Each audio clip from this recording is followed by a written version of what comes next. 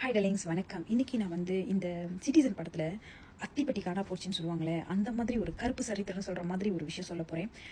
தயவு செய்து இந்த வீடியோவை ஃபுல்லாக கேளுங்க. ஏன்னாக்கா இது எல்லாமே நம்ம எல்லாருமே தெரிஞ்சுக்க வேண்டிய ஒரு விஷயம். நிறைய பேருக்கு தெரியாமல் இருக்கும். ஈவன் லைக் பக்கத்தில் இருக்கிற நமக்கே வந்து தெரியல, பட் எங்கேருந்து வந்து பார்த்துட்டு போகிறாங்க. ஸோ அதனால் நான் சொல்கிற விஷயத்த வந்து நல்லா தெளிவாக கேட்டுக்குங்க. இப்போ வந்து நான் என்னோட ஹாலிடே, அதாவது தீபாவளி ஹாலிடேக்கு பிணைங்க போயிருந்ததுக்கப்ப என்னோட டாக்டர் வந்து வார் மியூசியம் போகலான்னு சொல்லியிருந்தாங்க. நான் என்ன நினச்சேன், இது வந்து ஒரு மியூசியம் தானே, எதுக்கு போகணும் அப்படின்ற மாதிரி. அப்போ தான் அவங்க என்கிட்ட வந்து நிறைய விஷயத்தை எக்ஸ்பிளைன் பண்ணுறப்ப நான் என்ன நினச்சி, சரி ஒய் நாட் போயிட்டு வரலாம் அப்படின்னு சொல்லிட்டு நான் போனேன். பட் அங்கே போனப்போ நமக்கு பட்ட அந்த ஃபீலிங்ஸ், அந்த ஒரு வைப்ரேஷன் எதுவுமே வந்து சொன்னால் கண்டிப்பாக யாருக்குமே புரியாது. நீங்களும் போய் பார்த்தா மட்டும்தான் தெரியும். ஓகே, ஸோ அங்கே வந்து என்ட்ரன்ஸ் ஃபீ வந்து ஒரு அடல்ட்டுக்கு வந்து 22 ringgit கேட்டாங்க. அண்ட் தென் கிட்ஸுக்கு வந்து 18 ringgit, 12 ringgit நினைக்கிறேன், 12 ringgit சம்திங் அதான். ஓகே, இது வந்து அங்கே உள்ள என்ட்ரன்ஸ் ஃபீ.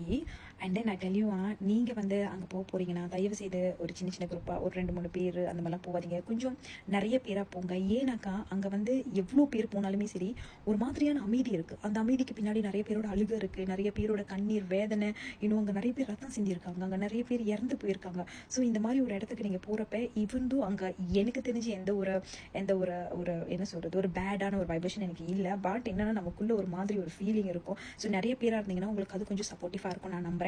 ஓகே, நான் இதோட விஷயத்தை வந்து இதோட என்ன சொல்றது, ஒரு ஹிஸ்ட்ரி வந்து நம்ம சொல்லாமல் ஸ்டார்ட் பண்ணுவோம், உங்களுக்கு மேபி புரியாமல் இருக்கலாம். ஸோ நான் உங்களுக்கு சொல்லிட்டு நான் வீடியோஸை காமிக்கிறேன், நீங்களே பாருங்கள். ப்ளீஸ் நீங்கள் அந்த இடத்துக்கு போனீங்கன்னா உங்களை அந்த இடத்துல வச்சு நீங்கள் இமேஜின் பண்ண ஆரம்பிச்சிருவீங்க. ஸோ அந்த நேரத்தில் என்ன மாதிரி வழியெலாம், என்ன மாதிரி வேதனை அவங்க அனுபவிச்சிருப்பாங்கன்றது நம்மளுக்கு வந்து அந்த இமேஜினேஷன் வந்துடும் கண்டிப்பாக.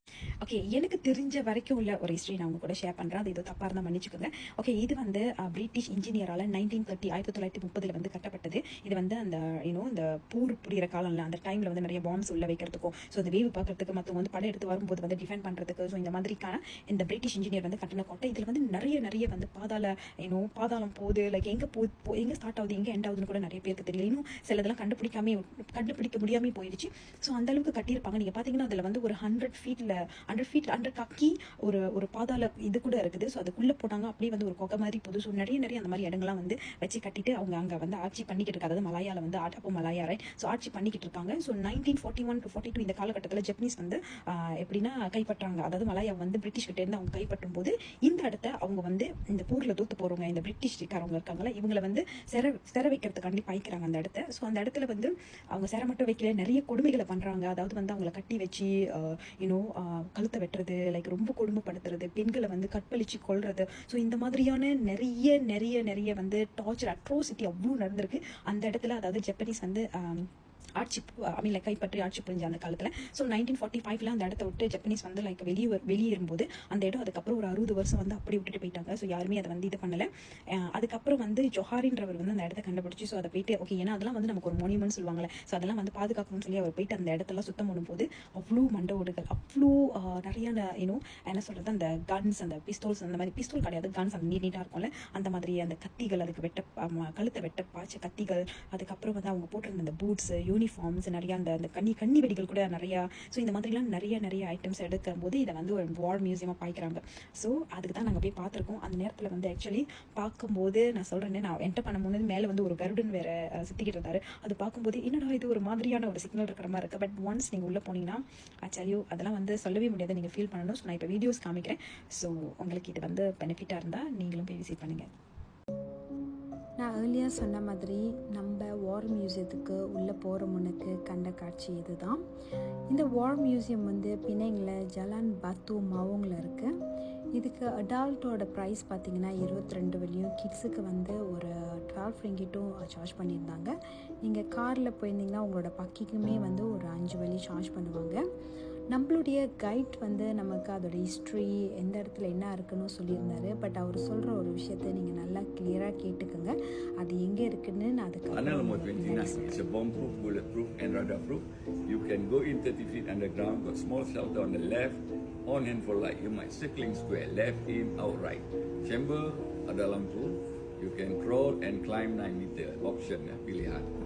So you can do National Geography, tip-top, konten dalam tu. Jangan lompat, sudah boleh meninggal dunia. Okay, barak-barak all at the back. So you see red arrow on the walking path there. 4,000 steps back to Malaya, back to Malaysia. இப்போ நம்ம மலாயாக்குள்ளே போகிறோம். இங்கே வந்து முன்னுக்கு என்ட்ரன்ஸ்லேயே உங்களுக்கு ஒரு map கொடுத்துருவாங்க, எந்தெந்த இடத்துல எது எது இருக்குதுன்னு சொல்லி உங்களுக்கு கைட் பண்ணுறதுக்கு ஈஸியாக இருக்கும். அண்ட் தென் நீங்கள் பார்த்தீங்கன்னா நீங்கள் நடந்து போகிற பாதையிலே வந்து இந்த மாதிரி டிஸ்பிளே பண்ணுறதுக்கு ஏகப்பட்ட ஐட்டமும் இருக்கும். இது எல்லாமே வார்க்கு பாவிச்சுது, பட் எக்ஸாக்ட்லி எது எதுக்கு பாய்ச்சதுன்னு கூட தெரியாது. பட் நீங்கள் பார்த்தீங்கன்னா நிறையவே இருக்கும். இந்த கல்வெட்டு நீங்கள் பார்த்தீங்கன்னா அந்த பிஸ்தோல்ஸு அண்ட் தென் நிறைய டார்ச்சர் பண்ணுற அந்த இன்ஸ்ட்ருமெண்ட்ஸு அந்த மாதிரி ஏகப்பட்டது இருக்கும். ஸோ இதோட பாம்ஸ்லாம் வந்து பார்க்க குட்டி குட்டியாக மேபி பிக்சரில் தெரிஞ்சாலும் நீங்கள் நேராக போய் பார்க்குறப்ப அது ரொம்ப ரொம்ப பெருசாகவே இருந்துச்சு. ஸோ இந்த இடத்துல நின்று அந்த பாம் போடுறதுக்கு நீங்கள் பார்த்தீங்கன்னா அந்த பாம்லாம் வந்து பெரிய பெரிய சைஸஸில், ஸோ அவங்க எப்படி பாய்ச்சிருப்பாங்கன்னு நமக்கு தெரியாது. ஆனால் நீங்கள் ஒவ்வொன்றும் நீங்கள் அங்கே நின்று படித்து பார்த்துக்கலாம். It's very very interesting. And then அங்கங்கே வந்து நிறைய அந்த பாதாள சுரங்கங்கள் லைக் அந்த மாதிரி அந்த டர்னல்ஸு அந்த மாதிரிலாம் நிறையவே இருக்குது. பட் எதுக்கு பாய்ச்சாங்க, இன்னும் சில டர்னல்ஸ்லாம் வந்து இங்கே மூடப்பட்டிருந்துச்சு, அதெல்லாம் எட்டி கூட பார்க்க முடியாது. பிகாஸ் அதோட டீப்பு வந்து எவ்வளோ தூரம்னு நமக்கு தெரியாது. ஸோ இதுதான் வந்து அந்த அம்யூனிஷன் என்னது லாக்கர் சொல்லுவாங்க, அது வந்து அந்த வெடிகுண்டு லாக்கர். இப்போ நான் காட்ட போகிற இந்த இடம் வந்து எங்கள் எல்லாருக்குமே கூஸ் பம்ப் வந்த ஒரு மூமெண்ட் சொல்ல முடியும். ஏன்னா இந்த இடத்த பார்த்த உடனே ஏதோ ஒரு ஃபீலிங், ஏன்னாக்கா இதுக்குள்ளே அவ்வளோ அநியாயம், அவ்வளோ கொடுமை, அவ்வளோ கொடூரமான முறையில் நிறைய பேர், அதாவது எஸ்பெஷலி பிரிட்டிஷ்காரவங்க கொண்டு இருக்காங்க. நீங்கள் இந்த செவுத்தில் பார்க்குற அந்த ஓட்டைகள்லாம் வந்து சாதாரணமானது கிடையாது. எல்லாமே அந்த புல்லட்டில் சுட்டு ஏற்பட்ட ஒரு ஓட்டைகள். உள்ள கூடமே வந்து ஒரு கட்டை வச்சுருக்காங்க, அந்த கட்டையில் வந்து அவங்கள கட்டி வச்சு டார்ச்சர் பண்ணி கொடூரமான முறையில் கொண்டு இருக்காங்க. ஸோ இந்த இடத்த பார்க்கும்போது ஏதோ ஒரு மன வேதனை இருந்த மாதிரி இருந்துச்சு. அதுக்கப்புறம் நாங்கள் எங்கே போனோம்னு பார்த்தீங்கன்னா ஒரு டேர்னல். ஓகே, இந்த டேர்னல் வந்து 100 காக்கியா. இந்த டேர்னல் வந்து அவங்க பாய்ச்சது வந்து மோஸ்ட்லி வந்து இந்த இறந்தவங்களை வந்து இதில் போடுறதுக்காண்டி. ஸோ இது 100 காக்கி, பட் இதை வந்து க்ளோஸ் பண்ணி தான் வச்சுருக்காங்க. இது வந்து அந்த எதிரிகள் வரதை வந்து அப்சர்வ் பண்ணுறதுக்காண்டி கட்டி வச்ச ஒரு இடம்னு சொல்ல முடியும். இந்த இடத்துல வந்து நீங்கள் மேலே போனீங்கன்னா அதுக்கும் மேலே இன்னொரு இடமும் இருக்குது. ஸோ அங்கே போய் அவங்க நார்மலாக வந்து யார் எதிரிகள் வராங்களா இல்லையான்னு பார்ப்பாங்க. அண்ட் நான் இங்கே வந்து ரொம்ப விரும்பி பார்த்தது அந்த இன்ஜினியரோட அந்த பில்டிங் எப்படி கட்டியிருக்காங்கன்றதை நம்ம பார்த்தேன். நார்மலாக நம்மளோட செவர்கள் வந்து கொஞ்சம் ரொம்ப நாள் ஆயிடுச்சுன்னா அந்த பெயிண்ட்லாம் உறிஞ்சிச்சுன்னா நம்ம பார்த்திங்கன்னா சிமெண்ட் தெரியும். பட் இதில் எல்லாமே வந்து ஒரு மாதிரி ப்ளூ கலர் தெரியுது, எப்படி கட்டியிருப்பாங்கன்னு நமக்கு தெரியாது. ஸோ அதுக்கப்புறம் இந்த லெட்டர்ஸ், அவங்க எழுதின இந்த லெட்டர்ஸுங்க, அதுக்கப்புறம் நீங்கள் பார்த்தீங்கன்னா இந்த மாதிரி ஒரு எஸ்கேப் ரூட், நிறைய விதமான டர்னல்ஸ் வந்து இங்கே நிறையவே இருக்குது. ஸோ நீங்கள் நிறையவே போய் பார்க்கலாங்க, நீங்கள் பார்க்கும்போது உங்களுக்கே புரியும்.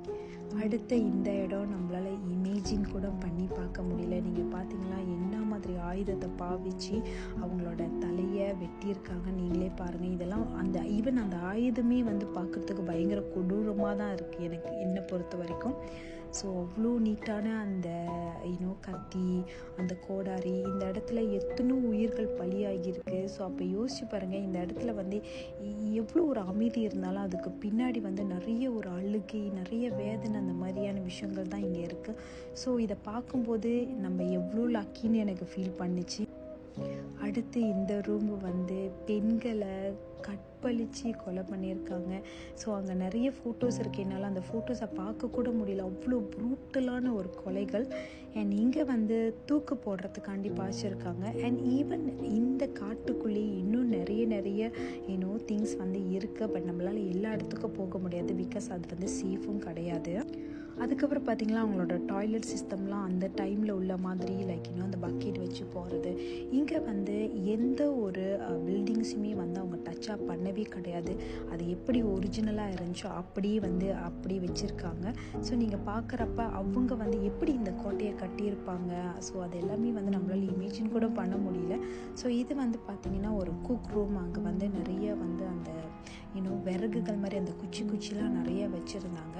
ஸோ உள்ளே போக முடிகிற இடமும் சிலது இருந்துச்சு. பட் இருந்தாலும் நமக்கு வந்து அந்த மனசு வந்து உள்ளே போய் பார்க்கணுன்னு தோணலை. இதெல்லாம் வந்து அந்த அந்த ஆர்மிக்காரவங்க வந்து தூங்குறதுக்கு இருந்த இடம், அவங்களோட ஆஃபீஸு, ஸோ அந்த மாதிரியான இடங்கள் தான் வந்து இங்கே நிறைய அந்த ஹோல் பிளாக்கே அப்படி தான் இருந்துச்சு.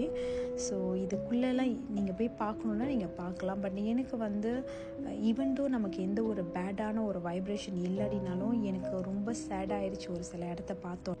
ஓகே, இதுதான் நம்மளுடைய கைடு சொன்ன அந்த இடம். அதாவது இந்த இடம் வந்து பாம் ப்ரூஃப், புல்லட் ப்ரூஃப். இங்கே தான் வந்து அந்த பாம்ஸ் எல்லாத்தையுமே வந்து அவங்க லாக் பண்ணி வச்சுருப்பாங்க. நீங்கள் பார்க்குற இந்த இடத்துக்கு மேலே வந்து ஹேர் வெண்ட் இருக்குல்ல, ஸோ இது நீங்கள் நடந்து போகிற பாதையிலே நிறைய இடத்துல இருக்கும். அதாவது அண்டர் கிரவுண்டில் உள்ள இடத்துக்கு அந்த காற்று வெளியாகிறதுக்காண்டி அவங்க வச்சுருந்த ஹேர் வெண்ட் வந்து இப்படி இருக்கும். நீங்கள் பார்த்தீங்கன்னா அதோட அத்தாப்லாம் வந்து பயங்கரமாக ஒரு மாதிரி இரும்பில் கட்டியிருப்பாங்க. ஸோ நிறைய சோல்ஜர்ஸோட அந்த பூட்ஸு, அவங்க என்னென்னமோ பாய்ச்ச அந்த ஐட்டம்ஸ்லாம் இருக்கும். ஈவன் ஒரு மெடிசன்ஸ் கூட நான் பார்த்துருந்தேன், அது கூட வச்சுருக்காங்க. நீங்கள் பார்த்தீங்கன்னா அந்த கார்னரில் இருக்கும்.